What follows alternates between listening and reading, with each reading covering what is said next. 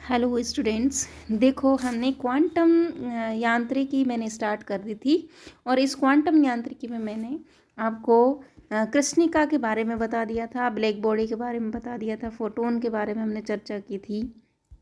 और आज कल हमने चर्चा कर ली थी किरचॉफ के नियम पर भी कर ली थी। अब है कृष्णिका विकिरण, black body radiation. Black body radiation, black body radiation, कृष्णिका विकिरण। अब ये क्या होती है, देखो इस पर हम अगर चर्चा करें तो कृष्णिका को अगर हम गर्म करें, गर्म करने पर इससे क्या निकलती है, रेडिएशंस निकलती है ना, ब्लैक बॉडी रेडिएशन। तो इससे जो विकिरण निकलती हैं उन विकिरण की लैम्बडा को हम देखते हैं कि लैम्बडा इसकी कितनी होती है।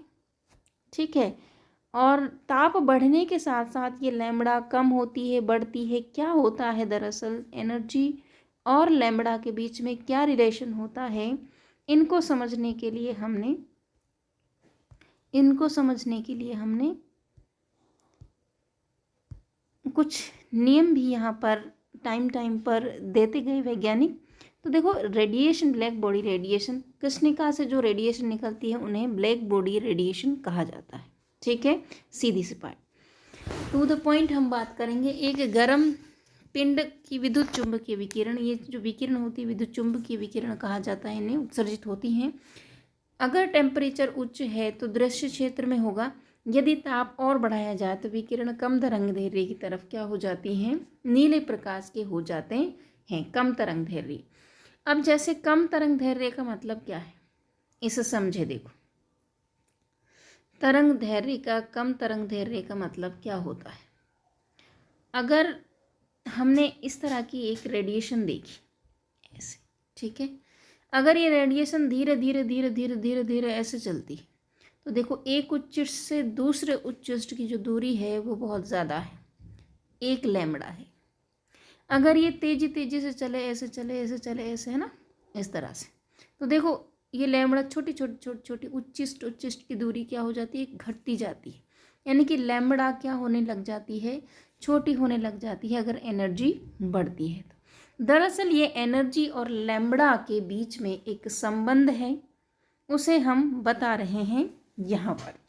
देखो, इस बात को समझाने के लिए कुछ वैज्ञानिक ने यहाँ पर बात की, जैसे ल्यूमर और प्रिंगसिम। इन्होंने समझाया कि तरंग दैर्घ्य और ऊर्जा के मध्य क्या संबंध होता है। सीधी सी बात ये है, ऊर्जा और तरंग दैर्घ्य के मध्य क्या संबंध होता है। इन्होंने समझाया कि इन्होंने एक्सपेरिमेंट किए तरह तरह के, कि ताप को बढ़ाया, फिर बढ़ाया, फिर बढ़ाया, प्रत्येक ताप पर ताप को इंक्रीज करते गए और लैम्बडा को कैलकुलेट करते गए। तो इन्होंने देखा कि अगर हम ताप बढ़ा रहे हैं जैसे जैसे, तो ताप बढ़ाने से लैम्बडा क्या छोटी हो रही है, ब्लू की मतलब वो कम तरंग दैर्घ्य की तरफ क्या होने लग जाता है, ग्राफ शिफ्ट होने लग जाता है। इसे कहते हैं ल्यूमर और प्रिंगसिम का नियम। ठीक है, तो देखिए ज़रा आगे ये ग्राफ हम देख लेते हैं। इस ग्राफ के अकॉर्डिंग हम बात करते हैं कि हमने देखा, हमने एक्स एक्सिस, ये है एक्स एक्सिस, ठीक है, इस पर ले लिया हमने लैम्बडा को। लैम्बडा क्या होती है, तरंग दैर्घ्य, वेव की लेंथ, की जो तरंग है उसकी कितनी लंबाई है, वेव लेंथ। और दूसरा जो है एक्स एक्सिस, एक्स एक्सिस पर तो हमने लिया है लैम्बडा को, और वाई एक्सिस पर हमने लिया है एनर्जी को। ये देखो, ऊपर की तरफ एनर्जी बढ़ रही है, इधर की तरफ लैम्बडा बढ़ रहा है। तो अगर हम यहाँ पर इस ग्राफ को देखें तो देखो, पहले अगर हमने टेम्परेचर दिया था 1250, तो लैम्बडा इधर इतनी थी, यहाँ पर इसका मिड पॉइंट यहाँ पर है।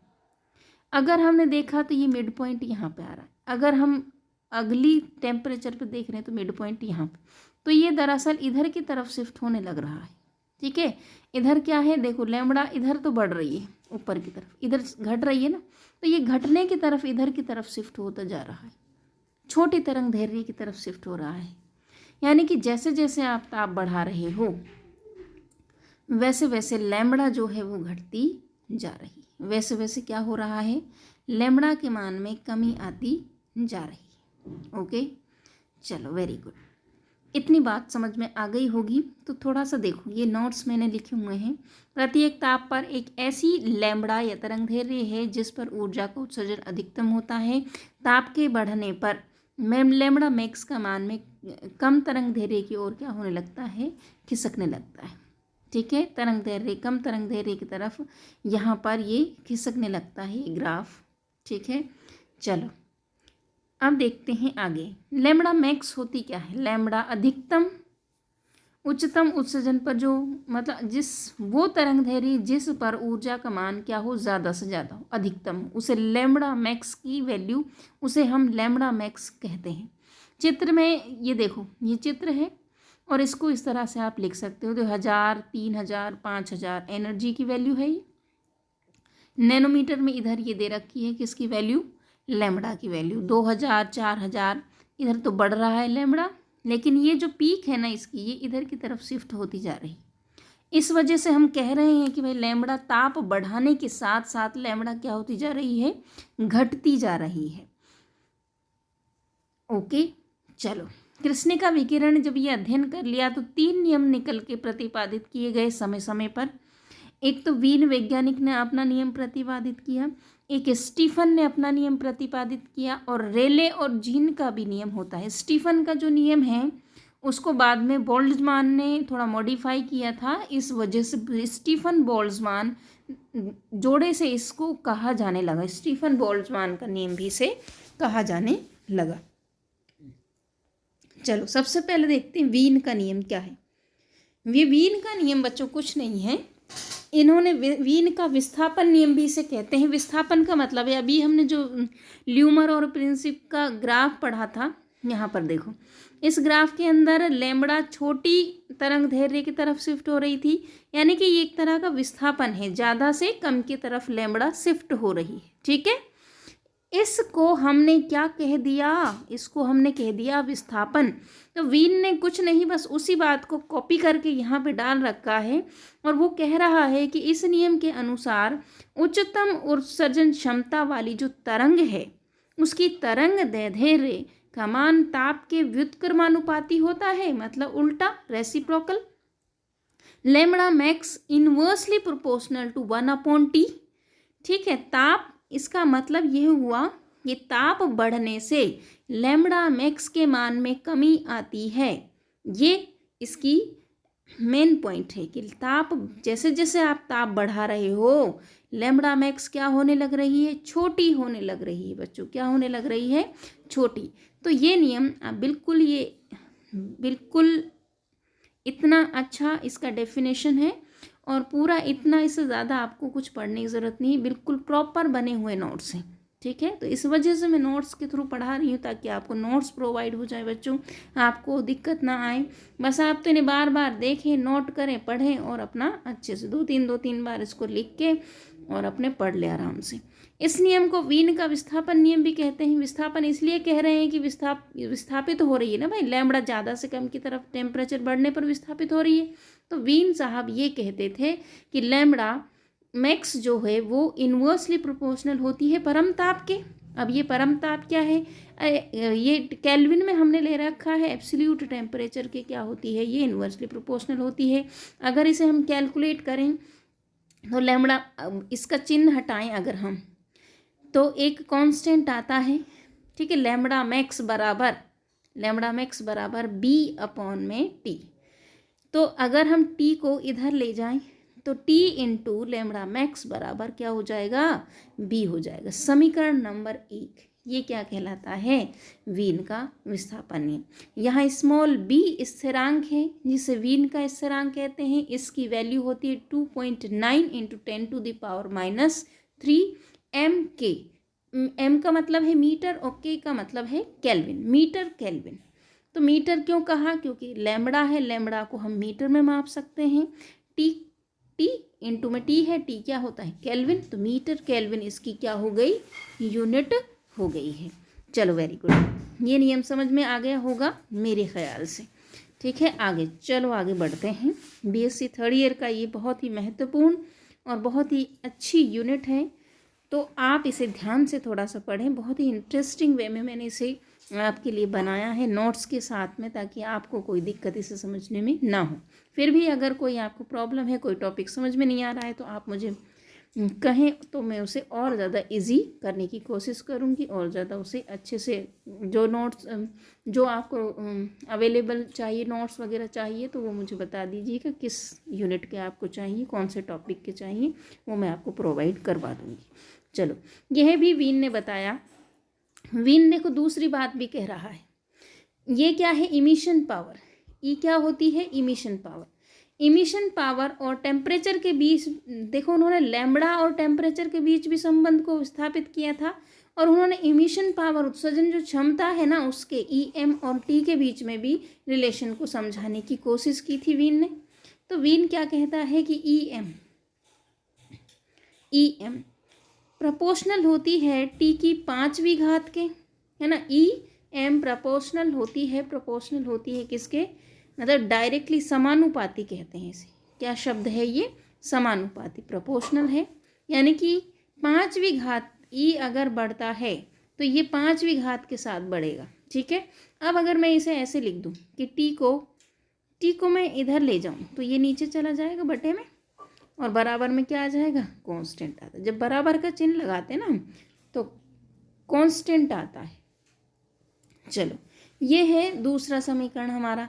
फिर इन्होंने पहले और दूसरे समीकरण से, देखो ये जो नेक्स्ट वाली समीकरण है, ये कैलकुलेट करी। ई लैम्बडा स्मॉल a लैम्बडा की पावर -5 ई की power -b oblique lambda into T, ठीक है। ये वीन का डिस्प्लेसमेंट नियम है, और ये एनर्जी जो इन्होंने निकाली थी वो लैम्बडा से लेकर लैम्बडा प्लस डी लैम्बडा की वैल्यू इसमें लिमिट पुट करके इसको यहाँ तक निकाला था, ठीक है। अब दूसरा जो नियम है, आप इसे वहाँ तक भी लिख सकते हैं, ठीक है। आप यहाँ तक भी अगर आपको ठीक लगे तो यहाँ तक भी आप लिख सकते हैं। अब है स्टीफन का नियम। स्टीफन का नियम देखें। स्टीफन भाई साहब क्या कहते हैं, स्टीफन भाई साहब कह रहे हैं कि कृष्णिका की सतह से इकाई समय में, देखो ये शब्द बहुत महत्वपूर्ण है, इकाई समय और इकाई क्षेत्रफल। कृष्णिका की सतह से इकाई समय में इकाई क्षेत्रफल द्वारा जितनी ऊर्जा उत्सर्जित की जाती है, वो ऊर्जा परमताप की कौन सी घात के, चौथी घात के समानुपाती होती है। ऊर्जा और टेम्परेचर के बीच में इन्होंने संबंध को बताया है। ऊर्जा और टेम्परेचर के बीच में इन्होंने संबंध को बताया है। अब देखो, स्टीफन में 4 वर्ड हैं, है ना। एक से है, एक टे है, एक फ है और एक ना। तो यहाँ पे टेम्परेचर की पावर लगा दो 4। स्टीफन में 4 शब्द हैं, 4 वर्ड हैं ऐसे, है ना, सीधे सीधे से ट फ और ना, स्टीफन। तो इसको आप 4 से याद रखें कि स्टीफन में 4 हैं, तो यहाँ पर टी की पावर कितनी आएगी, 4 आएगी। ई समानुपाती टी की पावर कितनी, 4।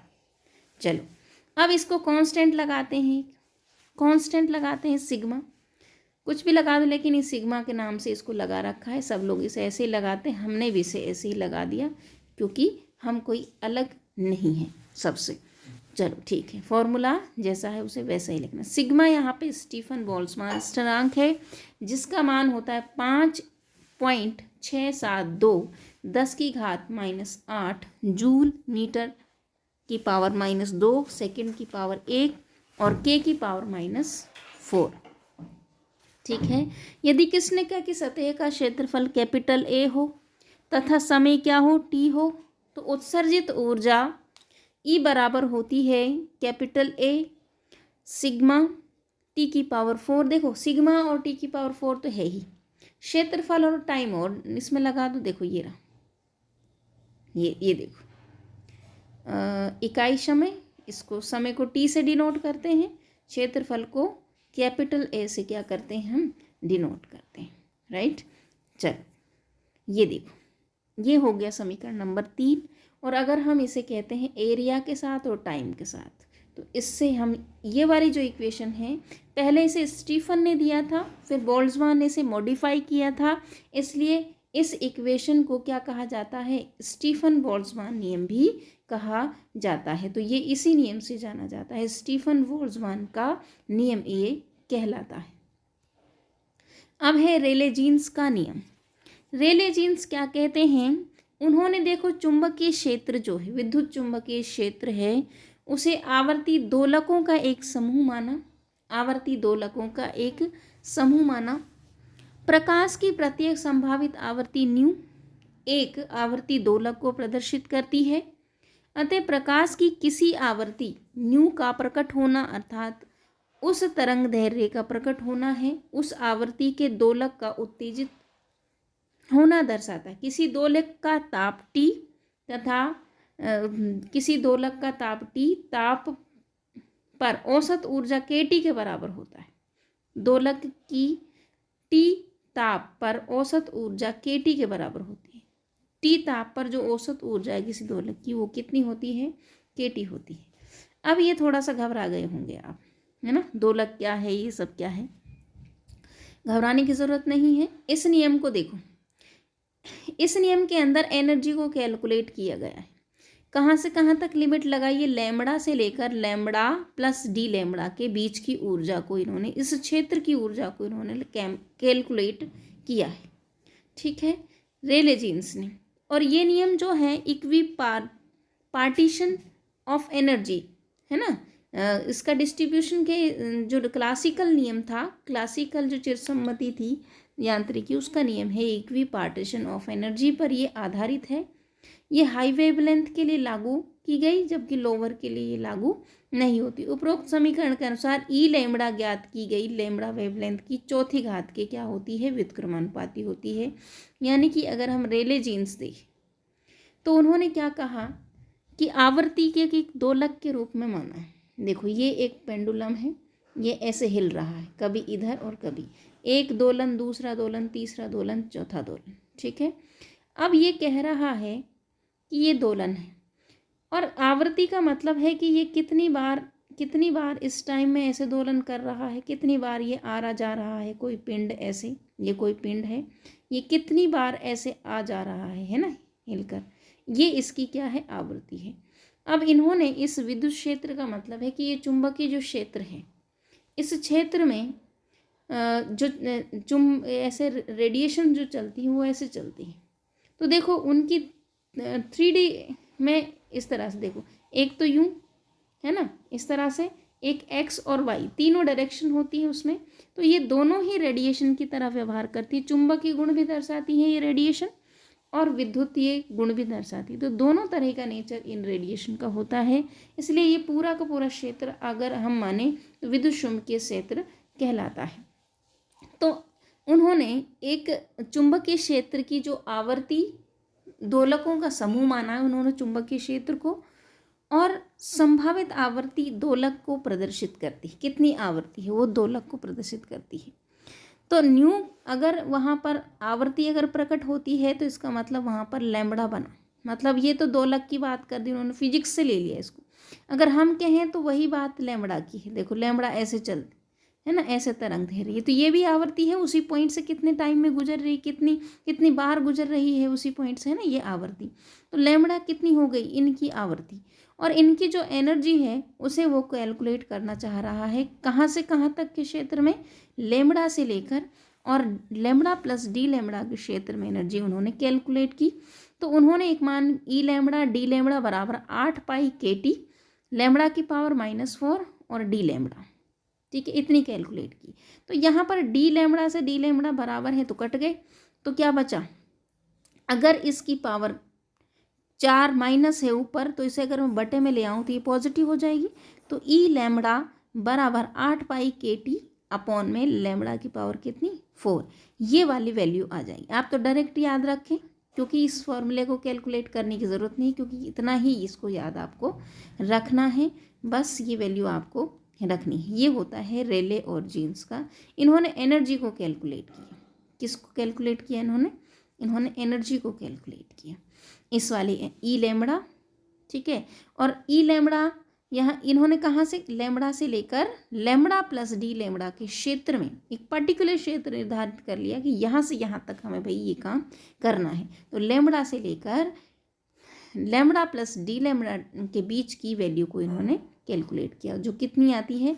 ई लैम्बडा बराबर 8 पाई KT, लैम्बडा की पावर 4। देखो KT तो होती ही है एनर्जी ताप पर, ये डेफिनेशन में दी हुई है, देखो किसी दोलक की, दोलक जो है उन्होंने दोलक मान रखा है इसको, उसकी टी ताप पर के टी होती है energy, kinetic energy into T. तो के टी होती है 8 पाई और लैम्बडा की पावर 4, ये तो इन्होंने कैलकुलेट कर लिया। कैलकुलेट करके जो सही मान है वो इतना आता है, डी लैम्बडा से डी लैम्बडा को काट दो, ई लैम्बडा बराबर 8 पाई के टी अपॉन लैम्बडा की पावर 4। ये हो यहाँ माइनस थी, वहाँ से माइनस को ऊपर से नीचे ले जा रहे हैं तो ये पॉजिटिव में आ जाएगी, और नीचे से ऊपर ले जा रहे हैं तो फिर ये नेगेटिव में। के यहाँ पर क्या है, बोल्ट्जमान कांस्टेंट, टी परम ताप है, लैम्बडा आप जानते हो वेवलेंथ है, ई लैम्बडा क्या है यहाँ पर, लैम्बडा यानी कि वेवलेंथ की चौथी घात की व्युत्क्रमानुपाती होती है। इस नियम के अनुसार ये क्या है, ऊर्जा है, ठीक है, ऊर्जा है। तो ये इस तरह से है, ये ऊर्जा का मान ज्ञात किया जाता है, लैम्बडा तथा लैम्बडा प्लस डी लैम्बडा के बीच की ऊर्जा को यहाँ कैलकुलेट किया जाता है। So thank you so much. बढ़ते हैं आगे, कल हम पढ़ते हैं नेक्स्ट टॉपिक। बने रहिए कि मेरे साथ इसी ऊर्जा के साथ। Thank you so much students.